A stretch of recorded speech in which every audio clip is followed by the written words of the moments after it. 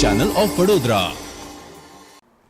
જ્યાં જ્યાં વસે ગુજરાતી ત્યાં ત્યાં ગણપતિ બાપા મોર્યાની ગુંજ ગુંજી રહી છે. ત્યારે અમેરિકાના એટલાન્ટામાં પણ ગણેશ ઉત્સવની શાનદાર ઉજવણી કરવામાં આવી રહી છે.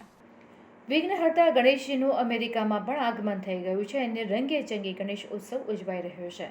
ભારતીય સંસ્કૃતિને સલામ તેમ અમેરિકામાં એટલાન્ટામાં આવેલ કમિન્સમાં વિશાલભાઈ પટેલ દ્વારા ગણેશ મહોત્સવની ઉજવણી કરવામાં આવી રહી છે.